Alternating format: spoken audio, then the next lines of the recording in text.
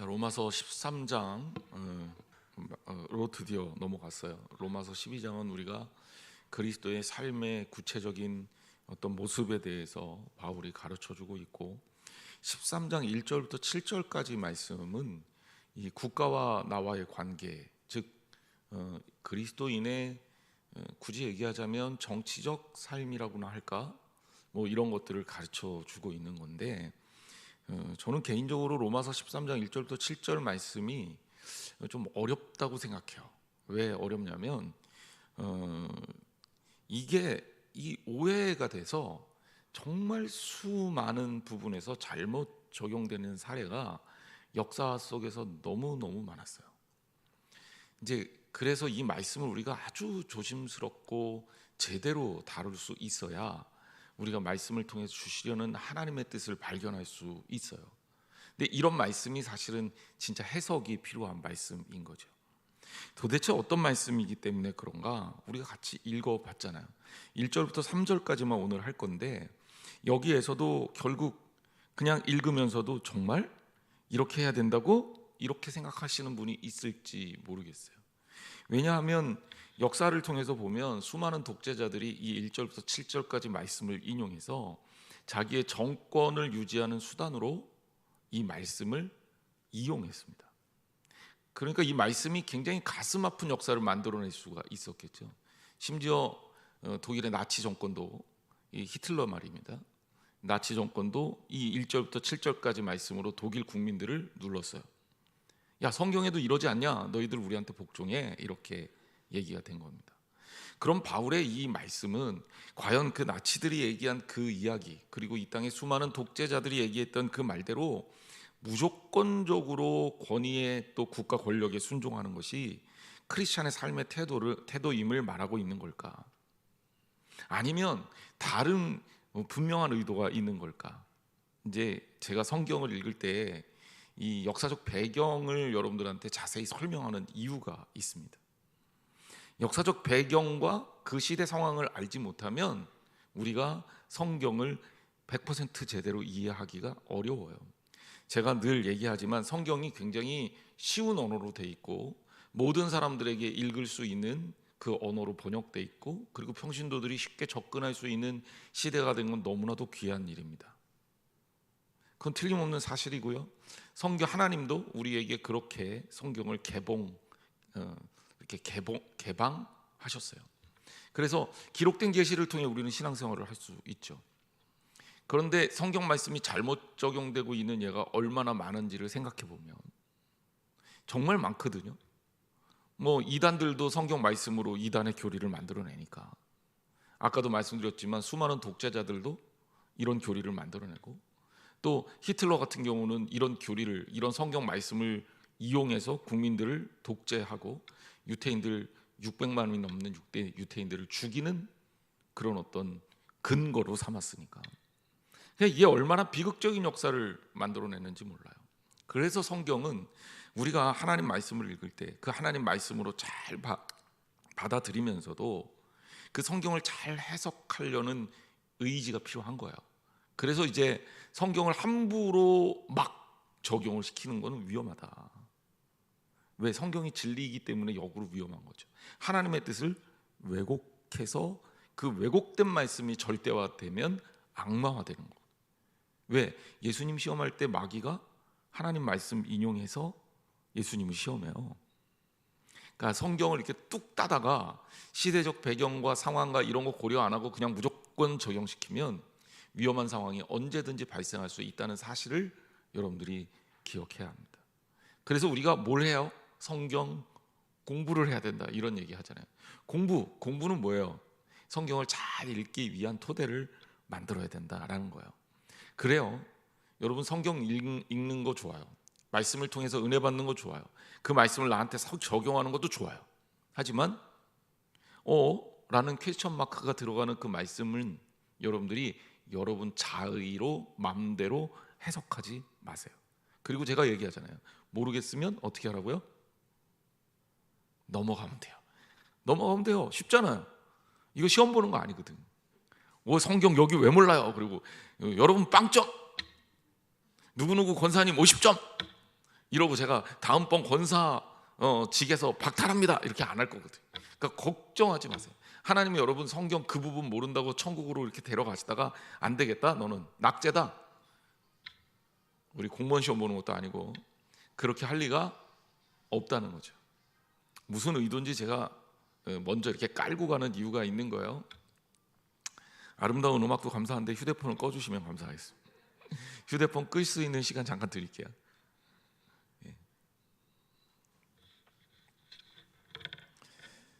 자, 그 로마서 13장에 나와 있는 이 말씀들을 우리가 하나하나 조금 진지하게 살펴보겠습니다.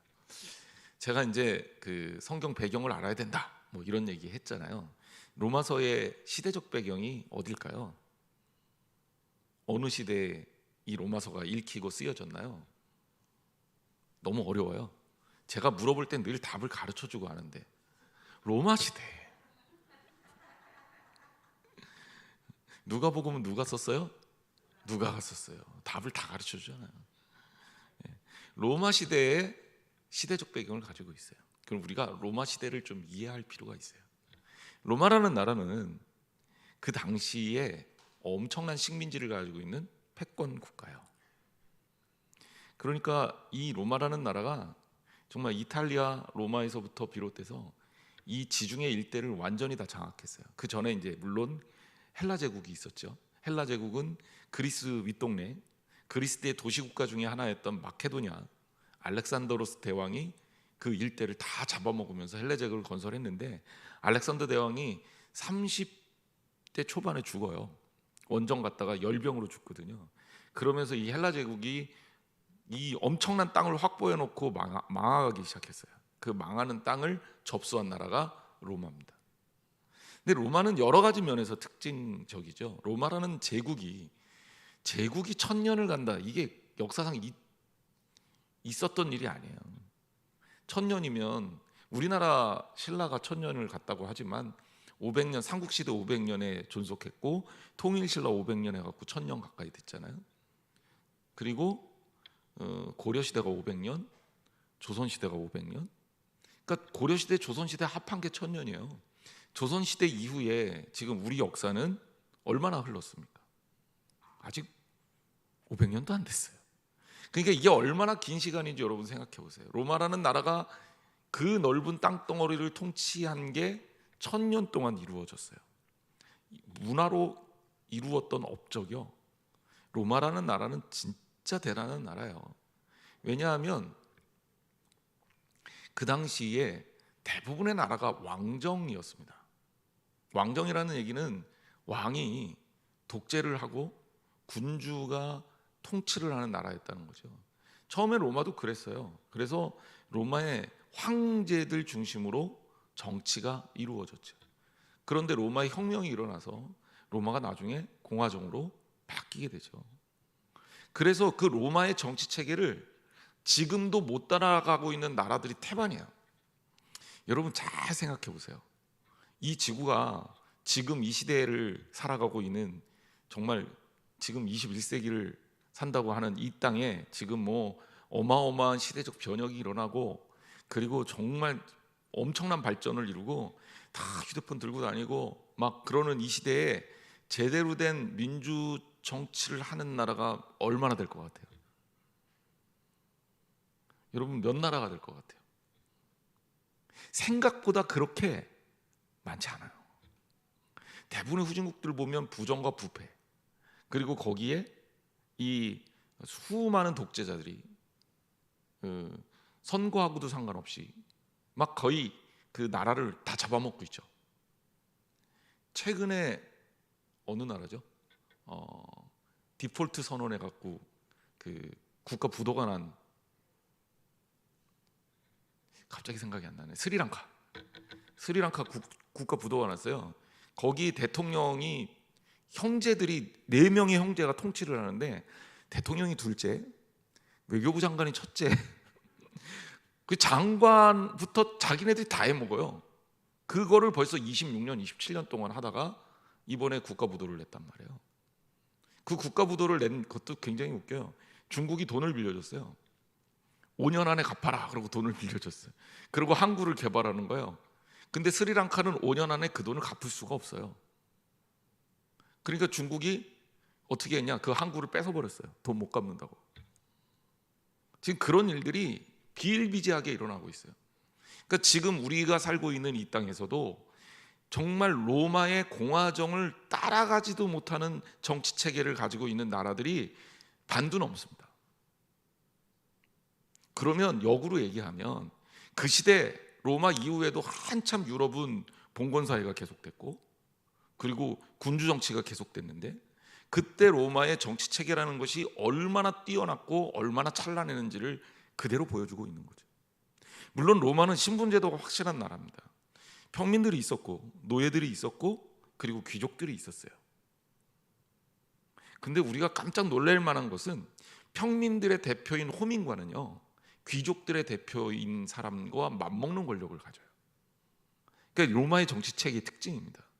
그래서 로마의 평민들은 귀족들에게 의해서 착취당하기보다는 그들이 좀 자유롭게 살았던 것을 역사 속에서 볼 수 있어요. 주로 이 노예들은 인간 대접을 못 대접을 받았죠. 이 노예들이 어떻게 형성되냐 그러면 로마는 끊임없이 전쟁을 해요. 전쟁을 해서 나라를 무너뜨리고 그 나라의 사람들을 데려다가 노예로 삼는 정책을 씁니다. 그러니까 이런 제국이 유지하는 그 역사적인 어떤 방법들은 정벌, 식민지 이걸 통해서 그 나라의 부를 유지하는 거예요. 그 로마라는 나라가 그런 식으로 나라를 확정하면서 끊임없이 전쟁을 하고 그렇게 나라를 부강하게 만들어서 적어도 그 밑에 착취되는 사람들이 있었으면 틀림이 없지만 그래도 나름대로의 정치 체계는 분명하게 앞섰단 말이에요. 그 일대 어느 나라보다도 앞선 나라입니다. 자, 바울이 로마 시민권을 가지고 있어요. 예루살렘에서 바울이 잡혀갑니다. 유대인들에 대해 고발되죠. 재판을 받으려는데 바울이 자기 로마 시민권이 있어. 그러니까 재판이 돼요, 안 돼요? 안 돼요. 이런 일들은 굉장히 선진적인 정치 제도를 갖고 있다는 거예요. 바울은요, 우리식으로 얘기하면 엘리트예요. 지식인이란 말이에요. 그리고 로마는요, 굉장히 특별하게 이렇게 다른 민족이라도 다른 민족의 사람들이라도 뛰어난 사람들은 기용할 수 있는 정치 시스템을 가지고 있었어요. 그래서 바울이 로마에 대해서 일단 로마의 정치 체계나 로마의 어떤 그 움직임에 대해서 종교적으로는 그들을 동의할 수는 없지만 왜냐하면 그들은 신을 하나님을 믿지 않는 이교도들이니까. 하지만 바울은 로마의 정치 체계나 앞선 문물들에 대해서는 나름대로 인정하는 마음이 있었다는 걸 우리가 알 필요가 있어요. 거기에 비하면 유다의 정치 체도는 그리고 이스라엘의 수준은 어떨까? 여러분 어떨까요? 이스라엘 대단한 나라입니까? 앞선 나라인가요? 아니요. 나라 망한 지 한참 된 나라예요. 그리고 안 망했을 때도 이스라엘은요 잘 나갔던 적이 별로 없는 나라예요. 다윗 솔로몬 이후에 자랑할 만한 역사를 갖고 있지 못했어요. 하나님의 백성임에도 불구하고 정치는 완전히 타락했죠. 아합이 정치하는 거 보세요. 포도원 마음에 드니까 그냥 뺏어버리고 안 준다 그러니까 죽여버리잖아요. 이게 그 나라의 수준입니다. 그러니까 이스라엘 민족들 입장에서 로마는 엄청나게 앞서 있는 선진 문물을 가지고 있는 나라예요. 아직도 성지순례를 가면서 이스라엘 지역과 그리고 이 이스라엘 북부 지역, 시리아, 터키 이쪽이죠. 그리고 그리스 지역, 로마 지역을 가보면 로마의 유적들이 그대로 남아있어요. 수천 년이 지난 지금까지. 그런데 그 유적들 하나하나가 기가 막힙니다. 이스라엘 땅에 가면 이스라엘 유적을 봐야 되잖아요. 그게 상식적인 거죠. 우리나라에 와서 중국 유적 보려고 우리나라 오면 안 되잖아요. 근데 우리나라에 들어오면 우리나라 유적을 보게 돼 있어요. 석굴암도 보고 뭐 경주에 가면 뭐 큰 무덤들도 보고 또 어느 답들도 보고 뭐 경복궁도 보고 뭐 그러면서 아 대한민국의 어떤 문화 양식은 이랬고 그림은 이랬고 건축은 어땠고 이런 것들을 보잖아요. 근데 로마라는 나라가 얼마나 대단했냐면 이스라엘을 가도 구경거리가 되는 건 로마의 유적이고 그리스에 가도 구경거리가 되는 건 로마의 유적이고, 터키에 가도 볼만한 건 로마의 유적이고, 요르단에 가도 지라시 같은 데는 거의 로마의 유적이 사람들에게 아직도 관광거리가 되고 있어요. 이런 나라예요. 그러니까 초격차, 뭐 우리가 요새 많이 나오는 얘기죠. 초격차를 내세웠다고도 할 수 있는 나라가 로마예요. 그리고 로마도 결국 망했잖아요. 이렇게 얘기할 수 있잖아요. 로마는 외부로부터 밀려서 붕괴된 게 아니라, 역사학자들은 로마는 로마가 멸망시켰다고 얘기해요. 그들의 방만함이 결국 망가진 거죠. 그만큼 문화 면에서는 찬란한 것이 로마의 문물입니다. 뭐 그들의 건축물들, 그들의 문화적 수준들, 그리고 그들이 그 공동체를 유지하는 방법들, 정치 체계들, 공부할 게 너무너무 많은 게 로마예요. 자, 아까도 다시 성경으로 돌아와서 바울은요, 이 로마에 대한 공부를 한 그 당시의 지식인입니다. 그러니까 로마의 정권, 로마의 정치 체계에 대한 신뢰성을 갖고 있다고 볼 수 있어요. 바울이 그러니까 재판을, 로마에 가서 내가 황제 앞에서 재판을 받겠다라고 얘기하는 거예요. 그리고 바울이 죄가 없으니까 황제 앞에 가서도 재판이, 물론 나중에 이제 그 참수되긴 했지만, 보통 이제 성지순례를 가서 로마에서 마무리를 하면 바울의 참수터에서 끝나는 성지순례가 있어요. 보통 그렇게 가는데 되기는 했지만, 바울의 한 80세 이상까지 바울은 로마에서 생존하면서 선교할 수 있는 틀을 닦는 겁니다. 그리고 바울이 오히려 로마에 갇혀 있었기 때문에 수많은 글들을 써서 오늘날 성경을 우리들이 읽을 수 있게 한 거죠. 그러니까 제가 얘기하고 싶은 건 뭐냐면, 바울은 일단 그 시대의 로마의 정치 체계와 이런 어떤 그 권력 체계에 대한 신뢰를 갖고 있었다. 이게 전제예요. 왜? 유대인들한테는 그런 게 없었으니까. 유대인들은 그런 게 형편없었으니까. 그러면서 바울이 그런 얘기를 하는 거예요. 각 사람은, 여기 각 사람이라는 뜻도 되게 재밌습니다. 원어를 보면 파사 푸시케 이렇게 번역이 돼 있는데, 푸시케는 영혼이라는 뜻이거든요. 각 영혼은 뭐 이런 뜻이에요. 그런데 왜 영혼이라고 썼을까? 뭐 이런 거 가지고 신학자들이 얘기를 뭐 이 얘기 저 얘기 하지만, 결국 일반적으로 관용적으로 봤을 때는 뭐 각 사람은 이렇게 번역하는 게 크게 문제는 안 돼요. 그래서 뭐 살아있는 모든 사람들을 가르치는 겁니다. 그러면서 위에 있는 권세들에게 복종하라라고 얘기했습니다. 여기 복종이라는 단어가 보통 영어에서는 오베이라는 단어가 쓰이거든요. 그런데 영어 성경을 제가 쭉 찾아보니까 여기 이 복종이라는 단어 대신에 대부분 submit, subjection 이런 단어를 썼어요. 그러니까 submission이나 subjection은 항복에 가깝습니다. 그러니까 이거는 거의 그냥 명령에 따라라 이 정도 수준이 아니라, 그냥 그들에 대해서 대항할 생각을 하지 말아라, 이 정도의 이야기라고 볼 수 있습니다. 그러면 왜 바울은 각 사람은 위에 있는 권세들에게 복종하라고 했을까? 자, 일단 여기에서 우리가 봐야 될 게 있어요. 이 로마의 박해는요, 초기에는 일어나지 않아요. 로마가 기독교를 박해하는 시점이요, 선교 초기에 일어난 사건이 아니에요. 선교 초기에는 바울을 계속 괴롭혔던 사람은 로마인이 아니라 누구예요? 유대인이에요. 그리고 오히려 이 기독교인들은 로마의 법적 테두리에 있을 때 보호를 받는 거야. 무슨 얘기인지 아시겠죠? 로마는 어떤 나라냐면, 누구를 믿든지 거기에 대해서는 전혀 개의치 않아. 신앙의 자유가 보장이 돼 있어요. 왜? 자기들이 다 신교잖아요. 신을 믿는 것만 100개 정도 되는데 101개 된다고 스트레스 받을 필요가 있어요, 없어요? 없죠. 그러니까 이 유대인들, 이 섬기는 하나님, 그래? 니들 그거 믿어. 우리는 뭐 제우스를 믿든지 포세이돈을 믿든지 뭐 아테나를 믿든지 할게. 뭐 누구를 섬기든지 너 자유지 뭐. 그리고 예수 그리스도를 하나님이다라고 주장하는 기독교인들, 유대인의 분파인가 보다. 우리도 그럴 수 있어. 나는 아프로디테가 더 좋아. 그리고 아프로디테 믿을 수 있는 거지. 그러면서 서로 사이가 안 좋아서 싸울 수도 있고 전쟁도 할 수 있는 거지. 자, 로마가 생각하는 이 어떤 종교에 대한 개념을 아시겠죠? 그런데 유대인들하고 기독교인들이 자꾸 유대인들이 일방적으로 괴롭히는 거죠. 기독교인들 데려다가 막 괴롭히고 저들이 백성들 선동한다고 고발하고 막 이러면서 심지어 유대인의 율법에 의해서 스데반 같은 사람은 돌에 맞아 죽어요. 근데 이 모든 일들을 로마 입장에서는 그냥 방관하는 거예요.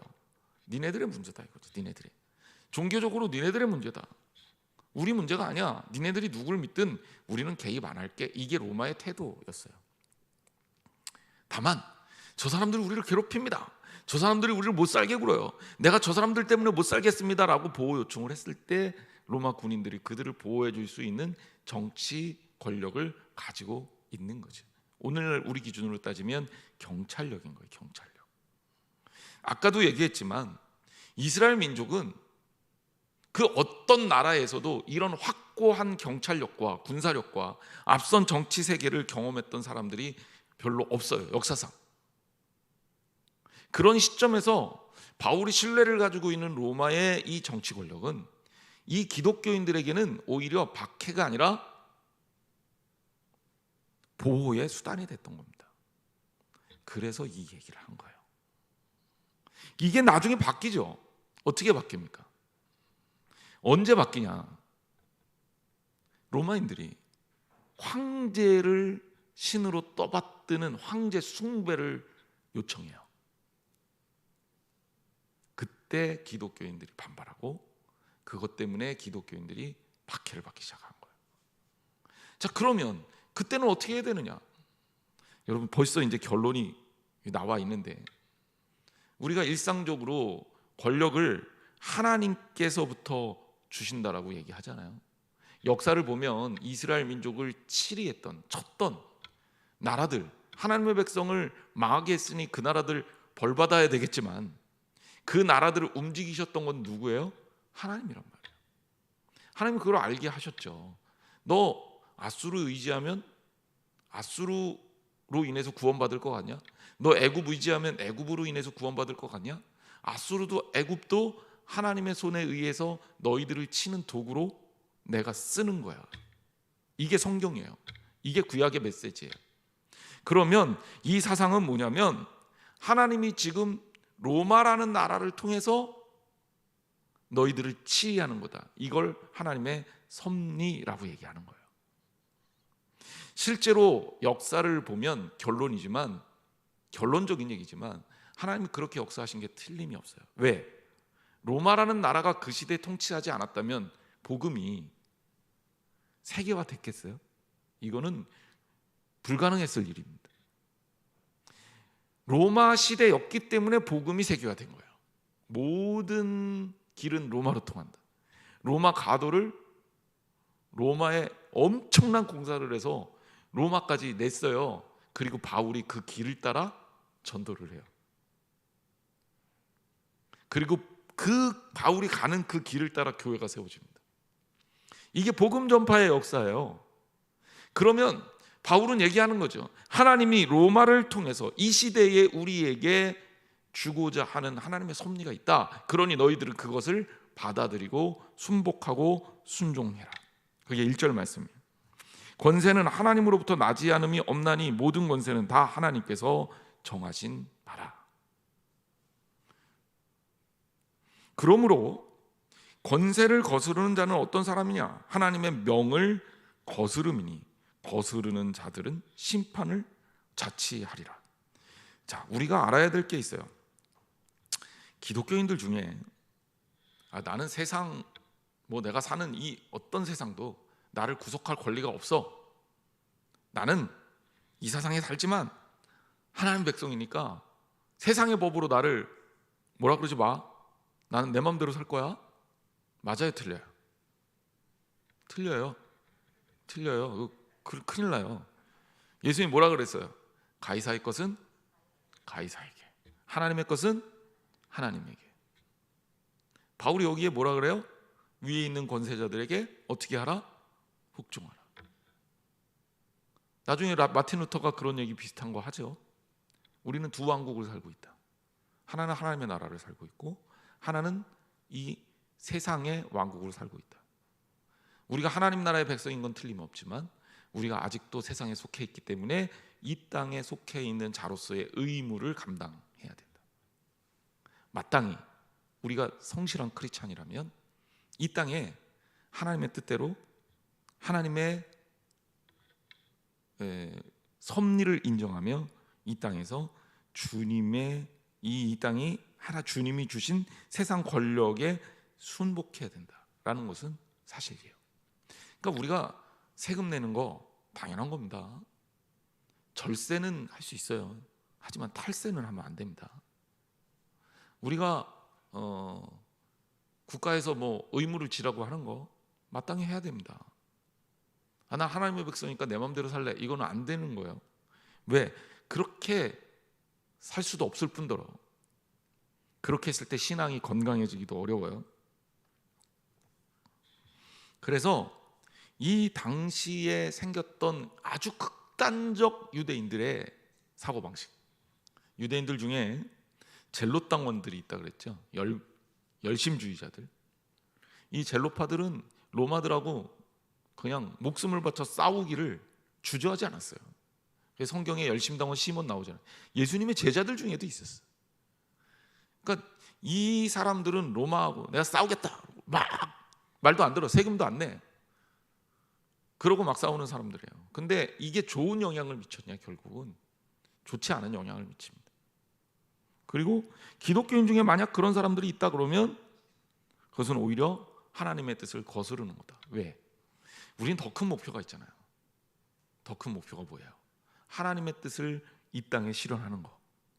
그런데 그 당시에는 로마가 거기에 유의미하게 쓰인 거란 말이에요. 자, 근데 나중에 문제가 되죠.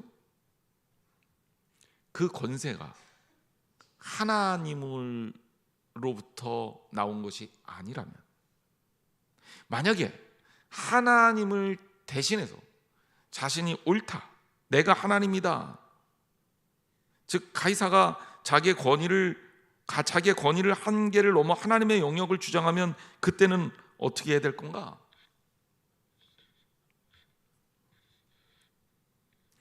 성경 말씀을 찾아볼게요. 답은 하나님 말씀에 있습니다. 사도행전 4장 19절에서 20절.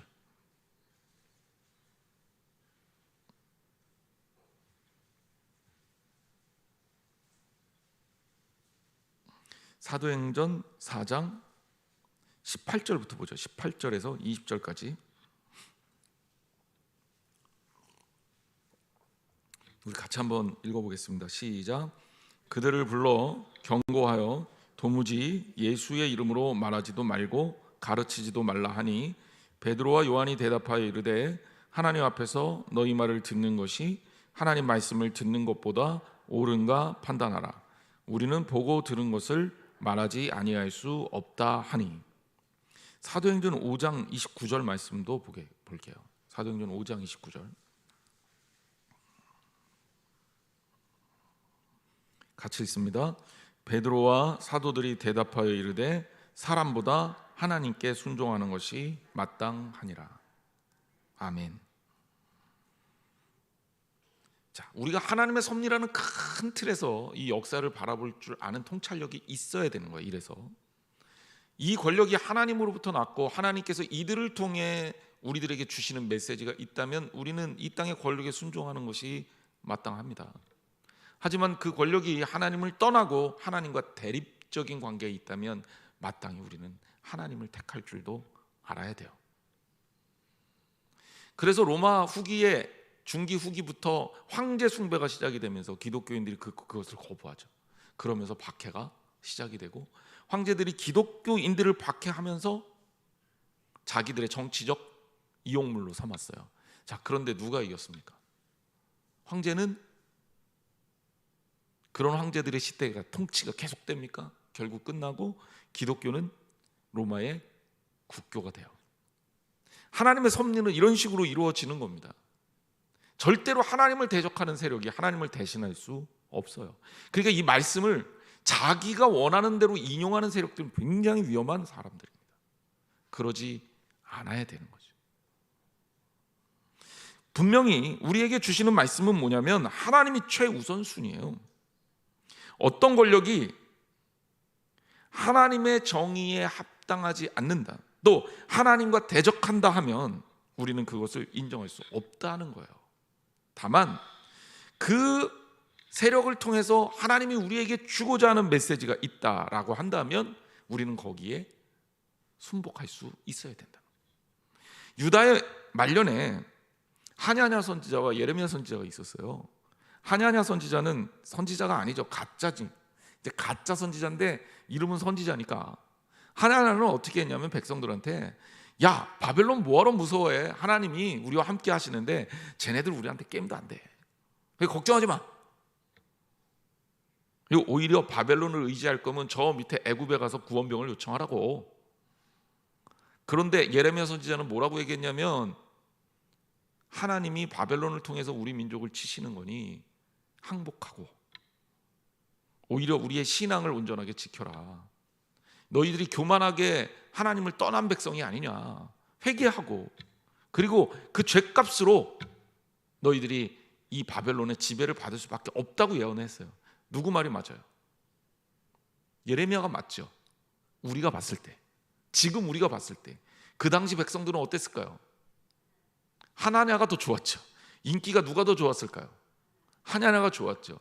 유대의 왕은 누구 말을 더 높게 평가했을까요? 하냐냐를. 그래서 예레미야가 맨날 운 거예요. 예레미야가 별명이 눈물의 선지자잖아요. 쟤는 여성 호르몬이 많아서 맨날 울었나 보다. 원래 성향상 그렇게 눈물이 많은 거야. 그게 아니라 예레미야 선지자는 가슴이 너무 답답하고 힘든 거예요. 그런 예언을 하는 사람 마음에 기쁨이 있겠어요? 누구보다도 마음이 아프고 슬픈데 백성들과 위정자는 말을 하나도 안 들어먹어. 그러니 얼마나 가슴이 아프겠어요. 여러분, 그래서 우리가 영적인 분별력을 갖기 위해서 끊임없이 하나님과의 교제가 이루어져야 된다라는 겁니다. 하나님을 믿는다고 하면서 하나님의 뜻을 분별을 못하고 맨날 내 얘기를 앞세우는 사람은 하나님 거를 자꾸 끌어당기지만 하나님의 것을 내 것처럼 얘기하지만 그것은 진짜 하나님의 자녀의 태도가 아닙니다. 가장 위험한 가짜가 될 수 있는 거예요. 그래서 아예 하나님을 모르는 사람들이 기독교에 위험을 끼치는 것은 오히려 적은데, 하나님을 아는 척하는 사람이 기독교에 위험을 끼치는 경우가 너무너무 커요. 왜? 속기가 쉬우니까 그렇습니다. 그들은 종교적 언어를 쓰고 그들은 신앙적 언어를 씁니다. 하지만 그 안에 하나님이 없고 사람이 있어요. 그것이 우리를 망하게 만드는 겁니다. 성도들 중에 하나님의 심판대 앞에 서서 신앙을 분명하게 지키려는 정신은 굉장히 중요합니다.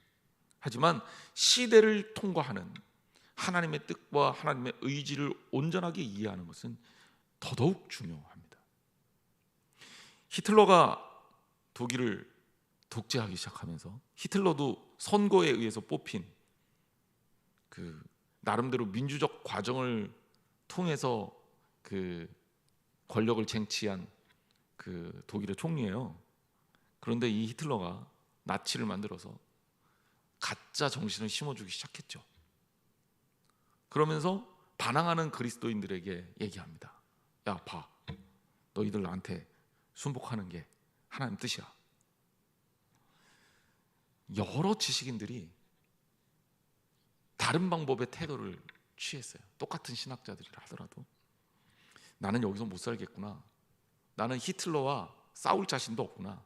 그래서 그 당시에 수많은 엘리트가 미국으로 이민을 합니다. 미국이 이들의 귀환을 다 받아들여요. 미국이 언제 제일 발전하는지 아세요? 바로 그때 2차 세계대전 이후에 미국이 엄청난 속도로 발전하고 모든 면에서 꽃을 핍니다. 저희가 심지어 신학자들이 하는 농담이 있어요. 독일 신학자들은 크리에이션, 창조시키고, 그리고 미국은 그 창조한 것들을 활용해서 그 만들어낸 것들을 아름답게 컴플리트 완성을 시키고, 근데 영국으로 가면 이게 어떻게 되냐? 컬랩스, 붕괴된다. 신학의 끝이 영국이다. 영국이 기독교 역사는 되게 오래됐고 웨슬리의 또 그 운동, 감리교 운동의 본부 아니에요? 근데 영국 가면 감리교 잘 몰라요. 몇 명 안 남아 있습니다. 한 10만 명? 그러니까 영국 감리교는 완전히 무너졌죠. 그러니까 신학적 기반이 영국이 약해요. 이제 그런 농담을 할 정도로 영국은 이 신학이 빛을 못 봤어요. 근데요, 독일은요 아주 사람들이 철학적이고요. 독일 사람들 취미가 오후에 식사하면서 논쟁하는 거예요. 굉장히 이성적이고 깊이가 있는 사람이에요. 뛰어난 철학자들은 거의 독일에서 많이 나왔거든요. 유명한 신학자들도 거의 독일에서 많이 나왔거든요. 그리고 유명한 과학자들도 독일 출신들이 많아요. 이들이 다 미국에 가서 이름을 알립니다. 가끔 이제 목사님들이 인용하는 폴 틸리라는 철학자도 미국에 가서 꽃을 피운 케이스. 정말 많은 신학자들이 이 미국에 가서 신학적 날개를 펴요. 근데 그 계기가 됐던 게 뭐냐면 히틀러 때문에 견디지 못하고 떠난 거죠. 그리고 남아있던 신학자들 중에, 또 철학자들 중에, 엘리트 중에는 이 독일 정권에 협조하는 사람들도 있었습니다. 생명을 지키기 위해서 그렇게 한 거죠. 신념을 버리고 생명을 지키기 위해서 그렇게 한 거예요. 그리고 제가 오늘 말씀드리고 싶은 보네퍼라고 하는, 요새 선한 능력으로라는 CCM은 많이 알려지고 있는데, 이 보네퍼가, 이 CCM은 감옥에서 작곡한 거예요. 감옥에서 이 보네퍼는 뛰어난 신학자고 정말 대단한 목사님이신 그런 분이었는데, 감옥에서 히틀러에 대항해서 히틀러 정권을 무너뜨리고 나라를 정상화시키려고 하다가 잡혀서 감옥에서 죽죠. 그 죽어가면서 자기가 했던 그런 어떤 신앙 고백을 담은 그 노래가 선한 능력으로라는 고백입니다. 그럼 보네퍼의 행동은 완전히 잘못됐냐? 아니죠. 히틀러 자체가 하나님하고 완전히 대립되는 길에 선 거예요. 그때 보네퍼가 이런 비유를 했어요. 버스를 타고 가는데 버스 운전사가 미쳤어요. 그러면 버스에 탄 사람이 다 죽어요. 그럼 어떻게 해야 되냐? 버스 운전사를 차에서 내리게 하고 운전을 못하게 해야 되는 게 아니냐? 나는 하나님의 사람이고 하나님을 대적하는 히틀러를 그냥 둘 수가 없어서 투쟁한 거다. 보네퍼는 바로 그러한 이야기를 통해서 신앙을 설명합니다. 오늘 우리가 가져야 될 태도는 굉장히 어렵고 중요한 태도입니다. 아까 제가 성경 말씀 다른 곳을 인용해서 사람의 말보다는 하나님의 말을 들어야 된다, 사람의 뜻보다는 하나님의 뜻에 따라야 된다, 이거는 이 바울의 이야기도 보네퍼의 이야기도 그대로 성립되는 얘기예요. 이 당시 로마를 통해서 복음이 전파되고 이 로마를 통해서 이 하나님의 이 그 뜻이 성취되는 역사를 이룬 것은 하나님의 의지가 담겨 있는 거예요. 당연히 여기에 기독교인들은 따라야 할 신앙적 자세가 필요했던 거예요. 하지만 정말 잘못된 권세, 하나님을 떠난 잘못된 권세와 권력에 그냥 자기의 목숨이 아까워서, 자기의 생명이 아까워서 거기에 협조하는 것, 이것은 기독교인들이 취해야 될 태도가 아니라는 거예요. 우리나라도 일제치하에 그런 상황을 겪었습니다. 일본 천황을 숭배하라는 거예요. 그게 신사예요. 신사를 참배하라는 거죠. 일본은 어떤 종교가 들어가도 꽃을 못 피웁니다. 왜냐하면 일본이라는 나라의 뿌리에는 범신론이 있어요. 그러니까 일본의 민족 아주 민중들의 신앙은 범신론이고요. 그 범신론의 끝에는 천황 숭배가 담겨져 있습니다. 사람을 신처럼 여기는 거예요. 그리고 아직도 일본 총리는 신사 참배를 하죠. 그때 왜 기독교인들이 고초를 겪었냐? 한국인들의 이 종교적 신념을 꺾어놓지 않으면 이 우리나라를 통치하기가 힘들다고 봤기 때문에 황제 숭배인 이 일본 천황 숭배를 의무화시키면서 기독교인들과 마찰을 빚어요. 그때 수많은 기독교인들이 상반된 태도를 보입니다. 어떤 사람은 일본의 뜻에 따라가자, 그리고 오히려 그 앞에 나서서 일본 정권의 하수인 노릇한 목사들도 있었어요. 하지만 끝까지 신앙을 지킨 사람들도 있었죠. 자, 우리의 원칙을 좀 생각해 봐야 돼요. 바울은 이 본문을 이제 우리가 다음 주까지 살펴보면 분명히 나오겠지만 선하다라는 전제를 갖고 얘기를 해요. 너희들에게 선을 행하려는 의도를 가지고 있다라는 거죠. 여러분, 제대로 된 정치 체계를 가지고 있는 나라는요, 약자를 보호하고 강자를 규제합니다. 그리고 악한 사람을 치리하는 정치 법, 이런 것들을 가지고 있죠. 이게 당연한 거예요. 만약에 우리나라가 정치가 개판이라, 진짜 아무리 개판이라 그래도 여러분 도둑질하면 잡혀가잖아요. 경찰이 없으면, 정치가 없으면 도둑질해도 안 잡혀갑니다. 그럼 우리 다 어떻게 해야 돼요? 도둑 맞고도 경찰을 못 불러요. 그럼 어떻게 될까요? 우리 삶이 말이 아닌 거죠. 말이 아닌 거죠. 누구 걸 사기치면 그 고소해서 처벌할 수 있게 돼 있어요. 그런데 그것 때문에 많은 사람이 사기를 치는 걸 꺼려하죠. 그런데 그런 게 없다고 생각해 봐요.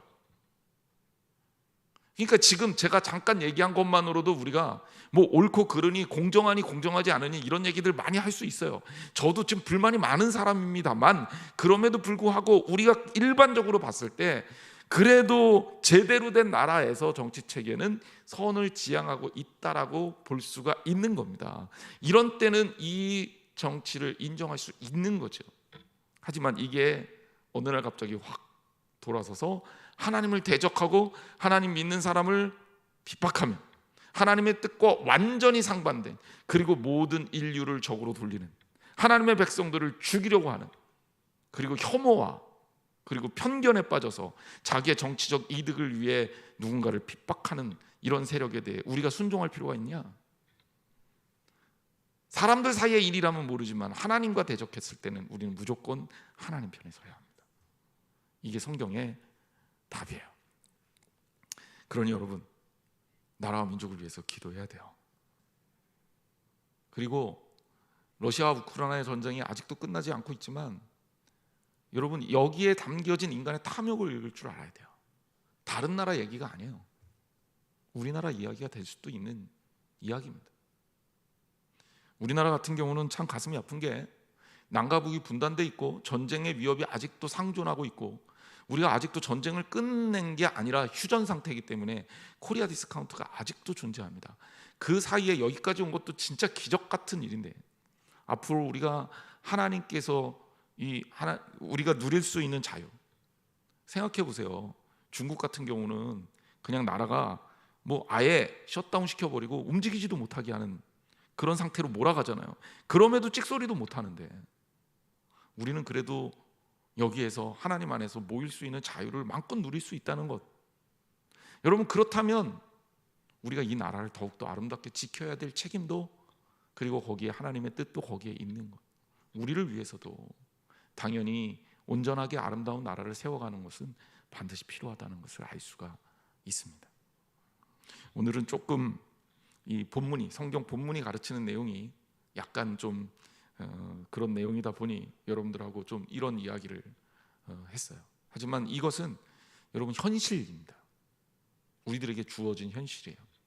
내가 이 땅을 살아가면서 하나님의 백성으로도 살지만, 그러면서 여전히 하나님의 백성으로서 이 땅의 백성의, 이 땅에 속한 사람의 의무와 필요를 채우고 아름다운 나라와 국가를 건설하기 위해서 역할을 해야 된다는 것, 여러분 분명히 기억하시고 주 안의 크리스찬으로서 아름답게 하나님의 나라를 세울 뿐더러 이 나라도 또한 세워가시는 저와 여러분이 되시기를 주님의 이름으로 축원합니다. 기도하겠습니다.